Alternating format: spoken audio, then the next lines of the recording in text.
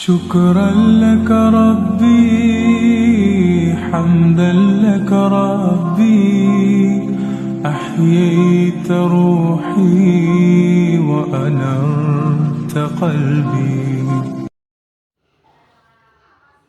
Assalamualaikum warahmatullahi wabarakatuh.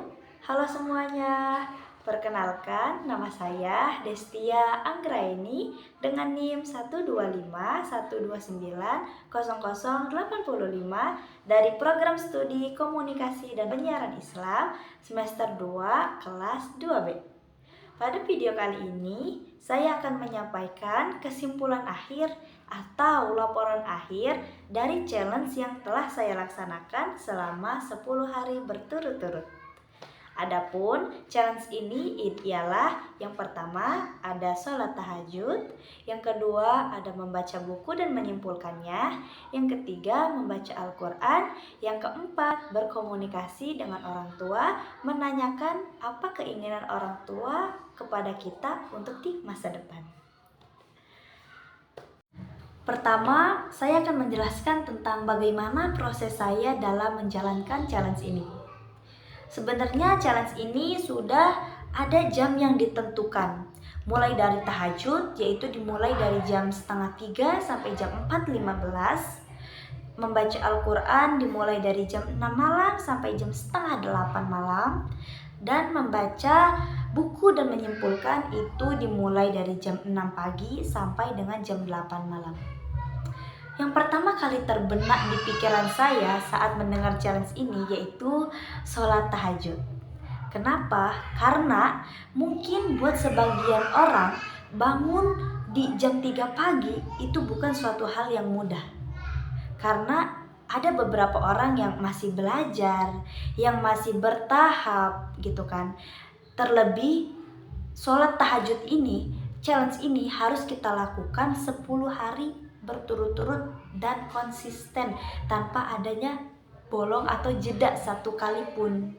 Dan kalaupun itu bolong atau terjadi, mau tidak mau kita harus ngulang dari awal, yang dimana mungkin sebagian orang menganggap itu berat atau susah atau sulit gitu kan. Tetapi di balik sulitnya itu, saya berpikir pasti ada hikmahnya. Selanjutnya membaca buku.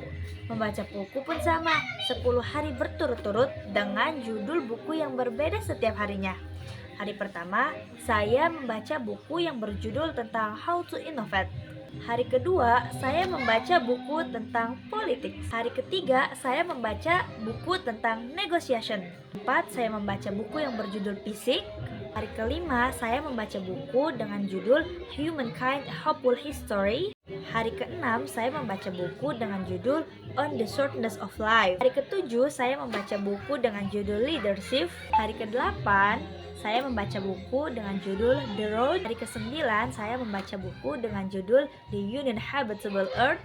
Nah, di antara 10 buku tersebut, ada 2 buku yang sangat amat melekat di pikiran saya, yaitu buku yang pertama dan buku yang terakhir. Buku yang pertama yaitu How to Innovate dari Aristoteles. Nah, beliau mengatakan di dalam buku tersebut ialah inovasi adalah sesuatu yang ada bukan dari lahir, bukan dari keajaiban, bukan juga keberuntungan, tetapi inovasi adalah sesuatu yang dapat dipelajari, direplikasi, dan dikuasai. Beliau juga mengatakan inovasi ialah sesuatu yang baru yang berasal dari sesuatu yang lama. Artinya, untuk inovasi itu tidak perlu menciptakan dari nol, tetapi ambil apa yang sudah ada, lalu ubah, adaptasi, dan kombinasi. Dan buku yang kedua, yaitu How to Be Free dari Epictetus. Beliau mengatakan dalam bukunya bahwa rasa takut memang selalu ada, karena rasa takut tidak akan pernah hilang sepenuhnya. Tetapi rasa takut dapat dikalahkan dengan keberanian untuk terus melangkah. Begitupun dengan kegagalan. Beliau mengatakan bahwa kegagalan bukanlah akhir dari perjalanan, tetapi kegagalan adalah suatu proses menuju kedewasaan dan kesuksesan. Kedua yaitu tidur miring menghadap sebelah kanan. Itu yang saya lakukan. Sambil mengucap ya Allah saya bangun jam 3 ya.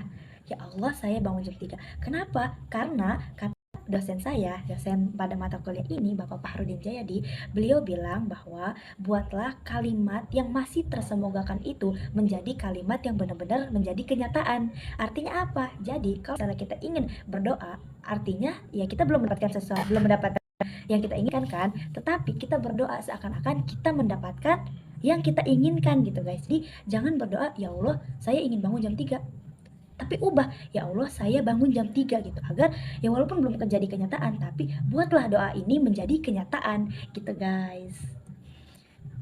Mungkin ini saja yang bisa saya sampaikan, kurang lebihnya saya mohon maaf, dan saya sangat amat berterima kasih kepada Bapak Fahrudin Jayadi yang telah memberikan challenge ini dan sangat amat berdampak buat diri saya dan tentunya menambah insight yang baru buat saya. Wassalamualaikum warahmatullahi wabarakatuh.